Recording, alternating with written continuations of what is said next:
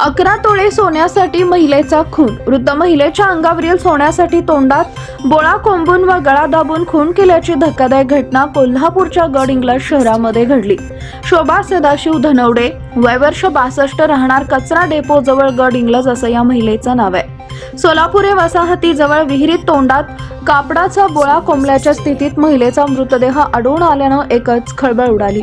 घटना काल सकाळी उघडकीस आली आहे. पोलिसांनी घटनास्थळी पंचनामा करून तपास वेगानं सुरू केलाय.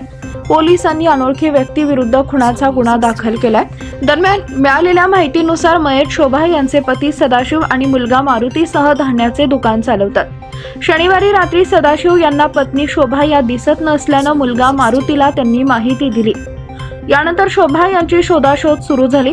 दरम्यान मारुतीनं सर्वत्र फोन करून चौकशी करण्यास सुरुवात केली, मात्र त्यांची कोणतीही माहिती मिळाली नाही.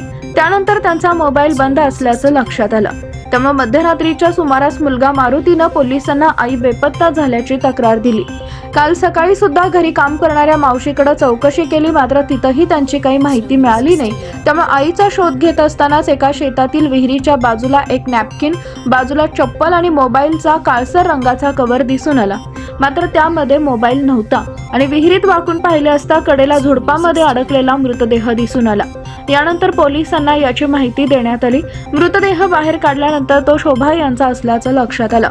त्यावेळी त्यांच्या तोंडामध्ये कापडाचा बोळा व डाव्या बाजूला गळावलेला व्रण दिसून आला. त्यांच्या अंगावरील 6 तोळ्यांचे गंठण, 2.5 तोळ्याचं मंगळसूत्र, 7 ग्रॅम आणि 8 ग्रॅमची प्रत्येकी एक अंगठी, कानातील 1 तोळ्याचं कर्णफुलं दिसून आली नाही. त्यामुळे दागिन्यांसाठी गळा आवळून खून झाल्याचं स्पष्ट झाले.